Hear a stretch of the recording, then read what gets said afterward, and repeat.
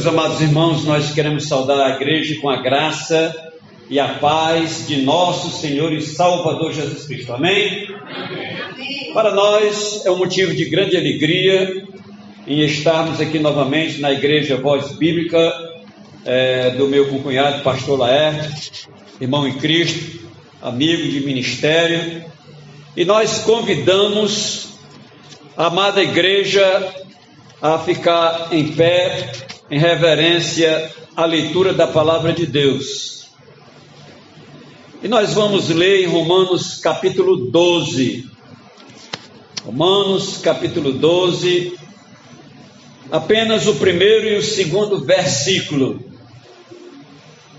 E o tema da nossa mensagem é a nova vida. Quem encontrou, diga amém. Amém. Vamos ler. Diz aqui a palavra de Deus: rogo-vos, pois, irmãos, pelas misericórdias de Deus, que apresenteis o vosso corpo por sacrifício vivo, santo e agradável a Deus, que é o vosso culto racional. E não vos conformeis com este século, mas transformai-vos pela renovação da vossa mente, para que experimenteis qual seja boa, agradável e perfeita vontade de Deus. Que Deus abençoe a leitura da sua palavra lida nesta noite aos nossos corações. Amém? Amém. Vamos orar. Querido Deus, eterno e soberano Pai celestial, nós queremos te agradecer porque o Senhor nos oportuniza mais uma vez este momento, Senhor, de transmitir a tua palavra, de trazer o alimento para a tua igreja esta que foi lavada, comprada e redimida pelo sangue de Cristo, é dele, pertence a ele, e o Senhor incumbiu aos pastores cuidar do rebanho do Senhor, e nós agradecemos por tão grande privilégio. Pedimos, ó Pai, a direção do Teu Espírito Santo na palavra, que ela venha nesta noite alimentar aos nossos corações. Pedimos e já agradecemos, no nome poderoso de Jesus. Amém. Podeis assentar, meus amados irmãos. Meus amados, na carta de Paulo aos Romanos, do capítulo 1 até o capítulo 11, o apóstolo Paulo, ele traz uma doutrina para servir de base para a fé dos romanos, da igreja de Roma. E agora, do capítulo 12 em diante, Paulo traz a base não mais do conhecimento, não mais base para a fé, mas bases para o comportamento. Em outras palavras, para pôr em prática aquilo que ele ensinou nos capítulos anteriores. E o tema é a nova vida em Jesus Cristo. E Paulo traz aqui nestes 2 versículos 4 pontos importantes para a nossa vida. E estes quatro pontos, ele vem aqui sintetizar a base para o nosso comportamento, para o nosso viver cotidiano, com Jesus Cristo nosso Senhor. O primeiro ponto é a apresentação.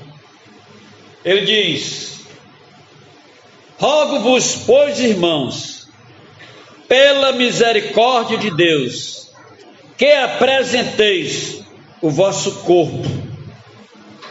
Paulo agora vai falar da maneira que nós devemos apresentar o nosso corpo ao Senhor. Isto ele faz um apelo pela misericórdia do Senhor, que é a causa de não sermos consumidos. Paulo apela aos irmãos por aquilo que de Deus é fundamental para o nosso relacionamento, a sua misericórdia. Porque se não for a misericórdia de Deus na nossa vida, meus amados irmãos, nós estaremos sempre distanciados. E Paulo diz aqui que nós devemos apresentar o nosso corpo como sacrifício a Deus. E eu faço aqui a pergunta: e como nós podemos, amada igreja, apresentar o nosso corpo ao Senhor como sacrifício? Em primeiro lugar, eu vou mostrar aqui a maneira negativa. Quando eu digo a maneira negativa, não é desta maneira. Apresentar o corpo ao Senhor como sacrifício vivo a Deus não é apresentar de qualquer jeito.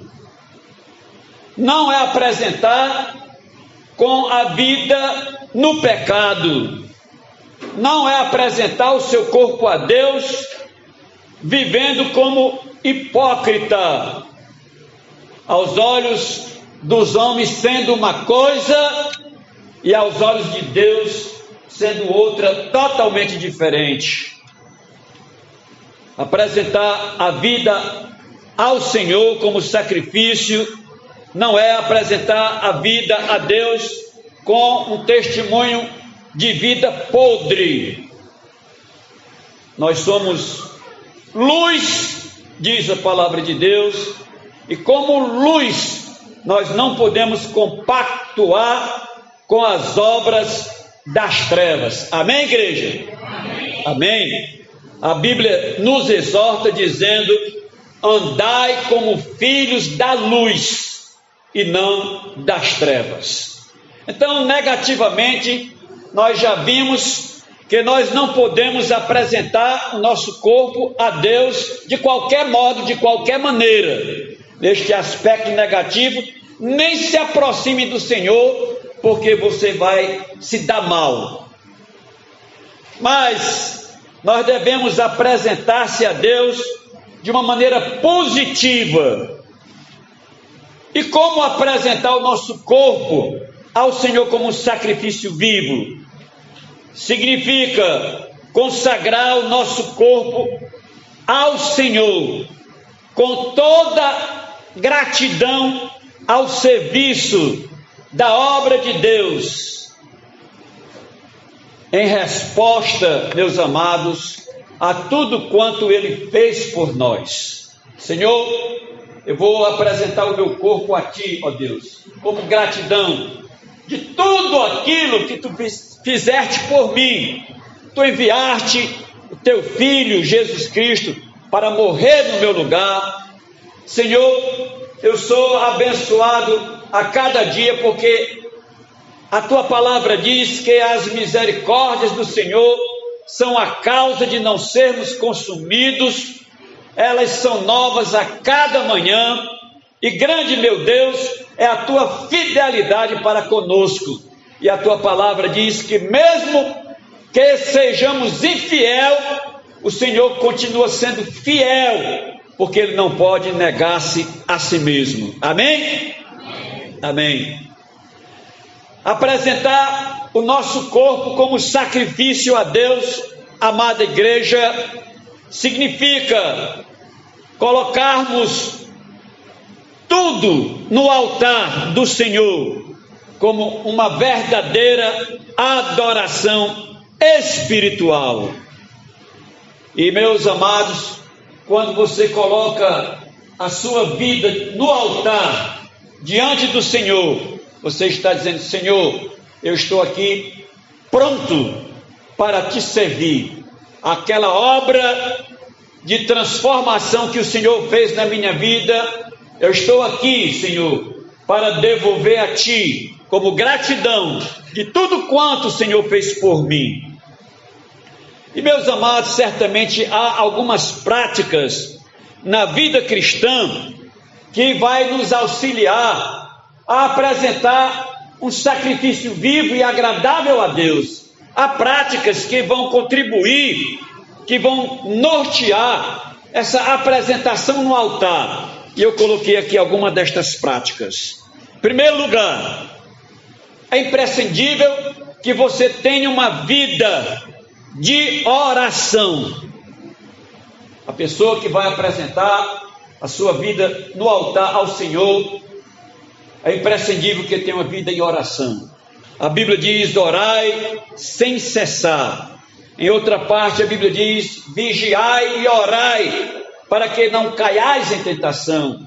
Em outra parte a palavra de Deus diz: orai uns pelos outros. O crente que ora, ele vai ter mais consciência de apresentar o seu corpo, de consagrar o seu corpo no altar do Senhor.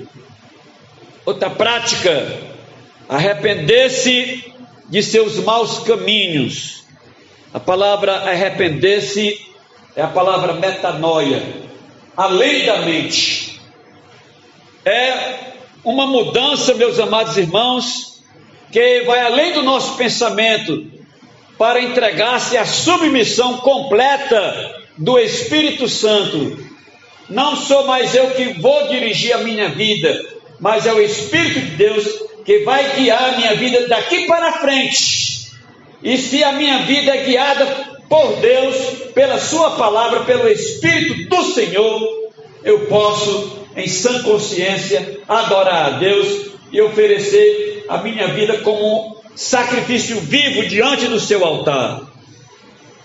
Outra prática, meus amados, que vai nos ajudar é ler a Bíblia, estudar a palavra de Deus. Jesus citou 2 versículos importantes. Ele disse: errais em não conhecerdes as Escrituras e nem o poder de Deus. Em outra ocasião ele disse: examinai as Escrituras, porque julgais ter nelas as palavras da vida eterna, e são elas que de mim testificam. Então o crente, ele tem que ter a consciência de que ele deve se alimentar da palavra, ler a Bíblia. Outra prática cristã que vai ajudar você a fazer uma entrega total, um sacrifício vivo, total diante de Deus, é praticar a gratidão. Seja grato a Deus, agradeça ao Senhor pelos seus feitos, pelas suas obras, pelas suas maravilhas, por tudo que Ele tem operado. Outra prática: envolva-se na comunhão dos santos. Envolver-se é vir para os cultos, culto de oração, escola bíblica dominical, culto à noite.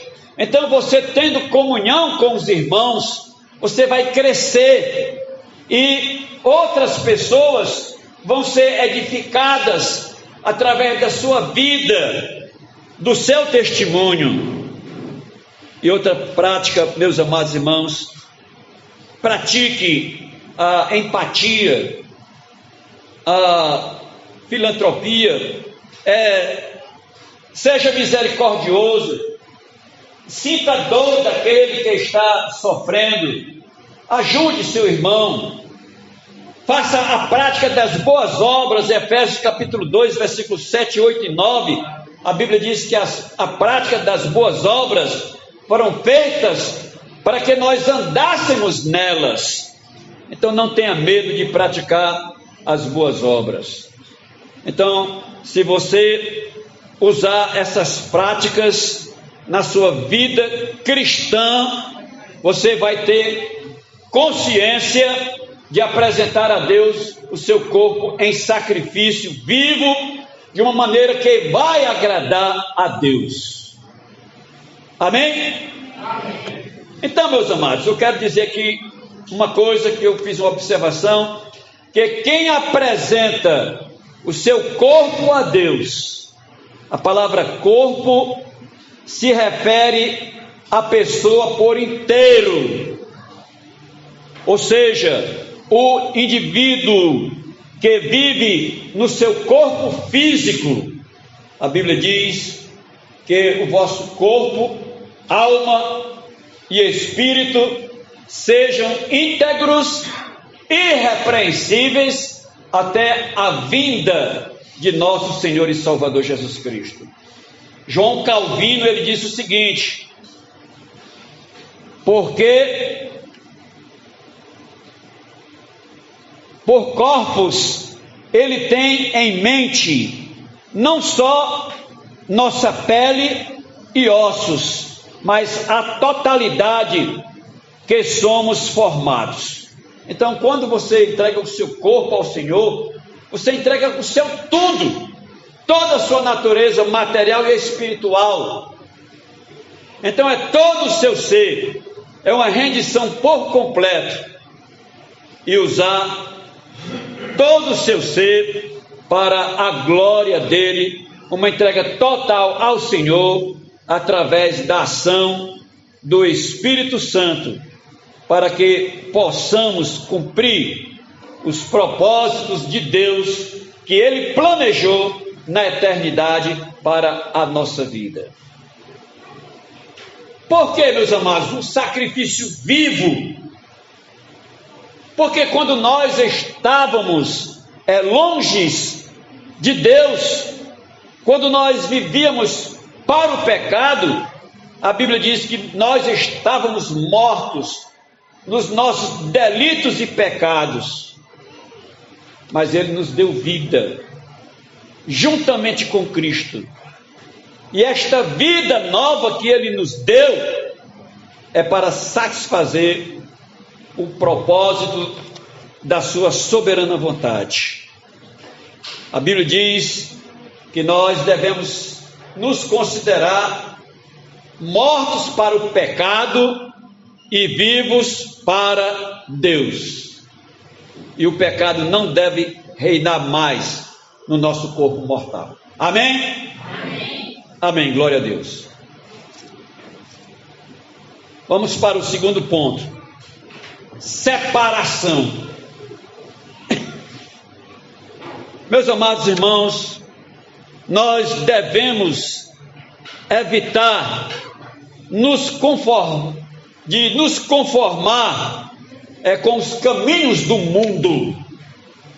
1 João capítulo 2, versículo 15 a 17, a Bíblia diz: não ameis ao mundo e nem as coisas que há no mundo. Se alguém ama o mundo, o amor do Pai não permanece nele. Ora, o mundo passa, bem como as suas concupiscências, mas aquele que faz a vontade de Deus, este permanece para todo sempre. Então, o segundo ponto que Paulo apresenta agora é a separação. Devemos nos separar do mundo, é o que diz aqui a palavra de Deus. Aqueles que amam ao mundo estão longe de Deus, estão longe do seu amor, estão longe da sua vontade. E por isso, meus amados irmãos, devemos viver de um modo que convém aos santos, viver em santificação. Em santificação, a palavra santificação, gadash ou rabiazo, que significa cortar, separar do uso comum para o uso específico. Então Deus cortou o nosso relacionamento com o mundo para o uso específico, para Ele, para Deus. Então você foi chamado para ser santo, para ser separado. E a Bíblia diz: sede santos como eu sou santo, diz o Senhor. A Bíblia diz em Apocalipse: santo, santo, santo é o Senhor Deus, o Todo-Poderoso. E a Bíblia diz que sem a santificação, sem esta separação, ninguém verá ao Senhor. diz a Bíblia Sagrada. Meus amados, devemos lembrar de que, apesar de estarmos no mundo, nós não somos do mundo, diz a palavra de Deus. O apóstolo aqui deixa bem claro que quem ama o mundo, o amor do Pai não está nele, 1 João capítulo 2, versículo 16. E o que significa, pastor, amar o mundo? Meus amados, significa dedicar-se aos tesouros do mundo, às filosofias do mundo, aos modismos do mundo, às prioridades do mundo. E Deus, Ele quer, meus amados, que nós definamos as nossas prioridades. As nossas prioridades não devem ser mais as nossas, mas as prioridades de Deus. Mateus 6,33, ele diz aqui, a prioridade: buscai em primeiro lugar o reino de Deus e a sua justiça, e todas as demais coisas vos serão acrescentadas, diz a palavra de Deus. Quando se fala de tesouros, Jesus diz: ajuntai para vós tesouro lá nos céus, onde nem a traça corrói, onde os ladrões não escavam, nem minam e nem roubam. E ele diz: porque onde estiver o vosso tesouro, ali também estará o vosso coração. Se o seu tesouro está no mundo, o seu coração vai estar lá no mundão. Mas se o seu tesouro for o Senhor, o seu coração estará voltado para Ele. Amém? Amém. Amém. A amizade do mundo, meus amados irmãos, em Tiago capítulo 4, versículo 4, a Bíblia diz que é inimiga de Deus. Aquele que se constitui amigo do mundo está tornando-se inimigo de Deus. E diz a palavra: adúlteros, adúlteras, não sabeis vós que a amizade do mundo é inimizade contra Deus? Portanto, qualquer que quiser ser amigo do mundo se constitui inimigo de Deus. Então, é este o segundo ponto que Paulo trata para a vida prática da igreja em Roma: separação total do mundo. Terceiro ponto: transformação. Nós devemos, meus amados, renovar a nossa mente, e depois que renovar a nossa mente, modificar a nossa vida. O mundo lá fora tem a sua própria maneira de pensar, maneira esta que é inimiga de Deus, pois sabemos que o mundo jaz aonde? O mundo jaz no maligno. Então, a nossa vida tem que ser transformada.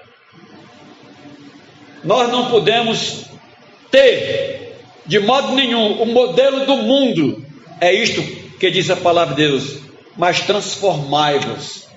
Esta palavra aqui, meus amados, no original, ela significa assumir a forma de. Se você pega uma massa de bolo e se você coloca numa forma redonda, como é que vai sair um bolo? Redondo.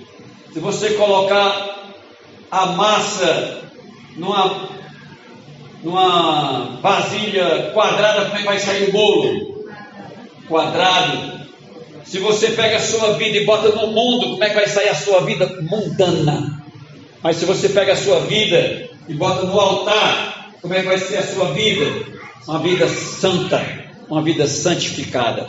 Então Paulo vem tocar aqui neste ponto: mas transformai-vos pela renovação da vossa mente. A nossa mente, meus amados, ela foi renovada, ela recebeu um renovo pelo Espírito Santo de Deus, através da regeneração, quando nós nascemos de novo.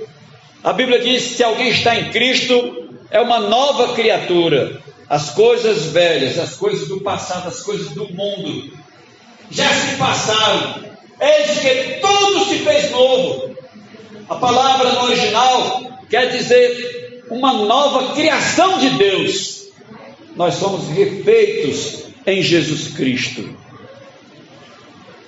Nós somos filhos de Deus, nascidos de novo, feitos novas criaturas, e não devemos mais se conformar ou se moldar ao sistema deste mundo pecaminoso. Devemos renovar a nossa mente. Meus amados, este é um processo de transformação. Essa transformação, ela vem através da santificação. A santificação é um processo que você se entrega ao Senhor e vai, à proporção que você vai buscando a vontade de Deus, você vai crescendo, você vai amadurecendo, você vai absorvendo a palavra, e a palavra de Deus vai lhe edificando até o ponto de você se tornar uma pessoa amadurecida, sólida, embasada neste processo de renovo pelo Espírito Santo de Deus. Deus propicia a possibilidade de nós experimentarmos e vivermos a sua vontade, a qual é santa, agradável e perfeita. Para isto, nós devemos ser desafiados pela palavra de Deus. E a prova deste processo é a renovação. Não se conformando com este século, não se conformando com este mundo, mas se transformando pela palavra. E vamos passar aqui agora para o último ponto. Mas antes de passarmos para o último ponto, eu quero citar aqui alguns ingredientes que vão ajudar a nossa mente neste processo. Em primeiro lugar, filtre seus pensamentos. É importante, meus amados irmãos, que quando você esteja pensando, você coloque um filtro no seu pensamento, assim como a água que é filtrada, as impurezas não passam, somente água pura. Coloque um filtro na sua mente. Não deixe que as coisas impuras do mundo passem na sua mente, porque se passar pela mente, ela desce para o coração, e no coração está a matriz, o centro da nossa vida. Filtre os seus pensamentos, organize a sua mente, desintoxique a sua mente, faça uma limpeza. Assim como um quarto está sujo, você vai lá, pega uma vassoura, tira todo o lixo e limpe a sua mente. Tire os maus pensamentos, tire as palavras pornográficas, as anedotas, aquelas coisas corriqueiras, aqueles palavrões que você usa como um vício lá no mundo. Faça uma limpeza na sua mente. Peça ajuda a Deus, que Ele vai fazer. Cultive bons pensamentos na sua mente. Isso me faz lembrar do que o apóstolo Paulo recomendava à igreja de Filipos, em capítulo 4, e versículo 8, ele diz: finalmente, irmãos, tudo que é puro, tudo que é amável, tudo que é honesto, tudo que é justo, tudo que é louvável, e se alguma virtude há, e se algum louvor existe, seja isto que ocupe o vosso pensamento.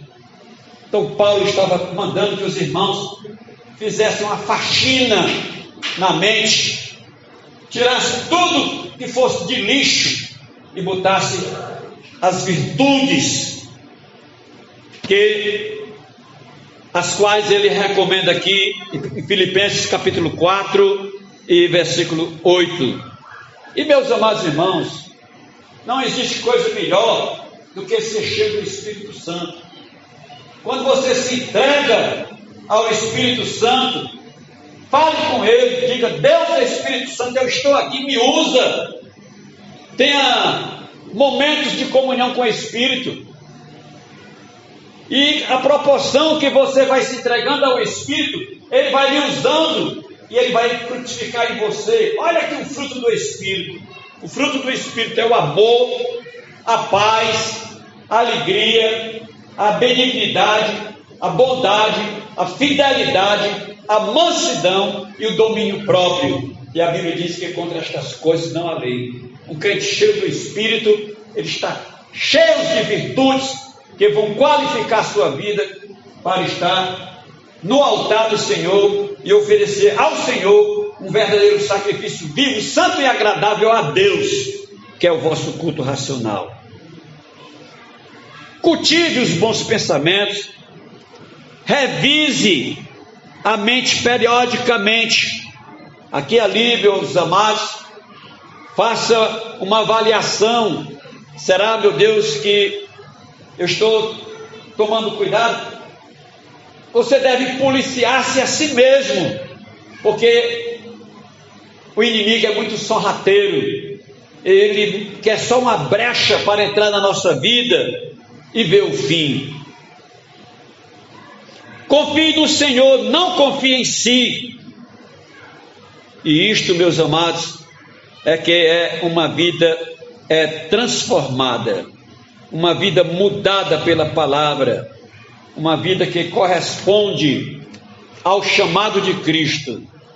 Romper com o seu eu, ter comunhão com Cristo, ter comunhão com a igreja e fazer uma verdadeira reconfiguração da sua mente pela palavra de Deus. E quando você faz, então acontece o que o apóstolo Paulo diz, que nós levamos os nossos pensamentos cativos a Jesus Cristo.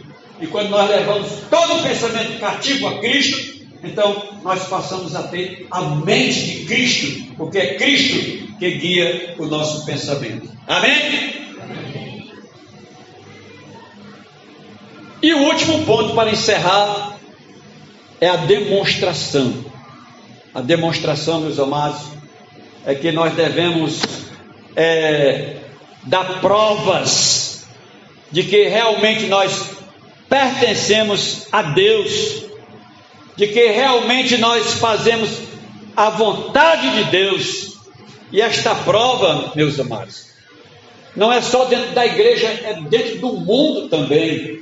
Jesus Cristo disse assim: brilhe a vossa luz diante dos homens, para que eles vejam as vossas boas obras e glorifiquem o vosso Pai que está nos céus. E esta demonstração, eu quero citar aqui o exemplo de Ananias, de Misael e o seu outro companheiro Azarias. Nomes estes judaicos que foram mudados pelo rei Nabucodonosor para Sadraque, Mesaque e Abednego. O rei mandou construir lá na Babilônia uma imagem de 60 côvados. Um côvado é daqui, desse ossinho aqui para esse dentro mais alto, aproximadamente 50 centímetros. A imagem é aproximadamente de 27 a 30 metros de altura, porque um côvado ele varia de homem para outro homem. Mas quando fizeram aquela imagem de ouro, no dia da inauguração, ali tinha representantes do mundo inteiro, porque Nabucodonosor, o seu reino era universal. E ele disse que após o arauto tocasse o som do pífaro, da trombeta, da gaita de fole e de toda sorte de instrumento, todos deveriam se prostrar e adorar a imagem de ouro que Nabucodonosor construiu. E quando o arauto pregou a mensagem que tocaram, o mundo inteiro se curvou, mas os 3 jovens ficaram de pé. E não faltou dos caldeus que fosse lá comunicar ao rei: rei, tu fizeste um decreto que aquele que não se curvasse e não adorasse a tua imagem de ouro que erigiste, fosse lançado na fornalha de fogo. Tem 3 jovens que o rei constituiu na província para os teus negócios, homens da tua confiança.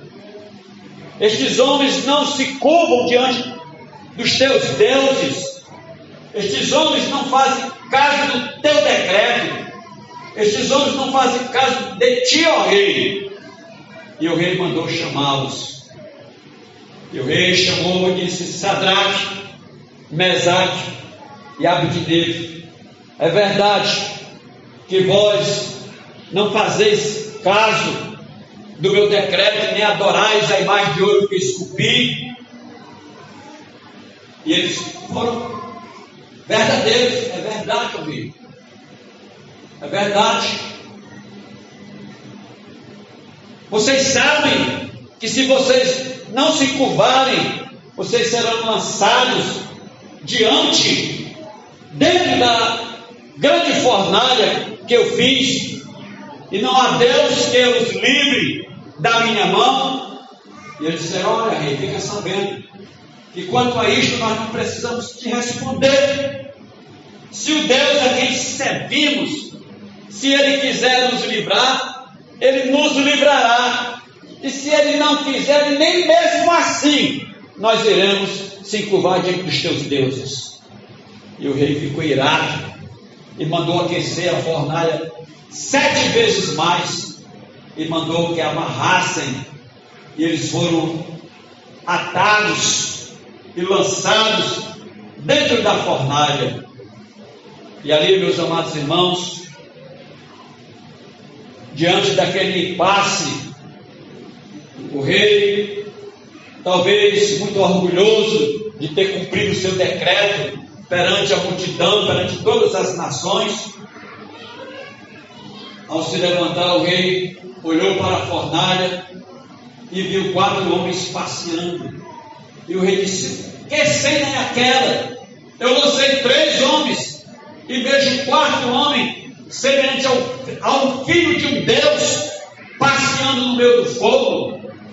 E o rei se aproximou e viu que eles andavam no meio do fogo e o fogo não consumia. E o rei veio um temor sobre o seu coração, e ele chamou Sadraque, Mesaque e Abdenego, 20, e eles vieram e saíram da fornalha. E o rei observou que neles não havia cheiro de fumaça, nem um fio de seus cabelos havia sido chamuscado. A única coisa que queimou neles, meus amados, foram as cordas, que eles estavam atados, foram bem amarrados com cabos grossos, e as cordas foram queimadas, mas os pulsos, nem sequer o pelo do pulso havia queimado. Amém? Porque só o Senhor é Deus. E o rei fez um decreto internacional. Ele disse que se alguém blasfemar contra o Deus de Sadraque, Mesaque e Abdenego, sejam destruídos e as suas casas transformadas em molduros, porque não há outro Deus que possa livrar e salvar como o Deus de Sadraque, Mesaque e Abdenego. Meus amados, a nossa demonstração é importante para o Evangelho ser levado para o mundo inteiro. Nosso testemunho seja um testemunho, seja um testemunho de Cristo, dê um testemunho fiel, porque através da sua vida você vai ganhar outras vidas para o Senhor. Então, que Deus nos abençoe e que possamos colocar esses 4 pontos na nossa vida: apresentar-se a Deus de forma santa, separar-se deste mundo tenebroso, deste mundo pecaminoso. E o nosso 4º ponto, meus amados irmãos, vivermos para Deus e testificarmos o último para o Senhor, para que possamos provar a soberana vontade de Deus na nossa vida. Amém? Eu agradeço o pastor Laerte pela oportunidade e muito obrigado.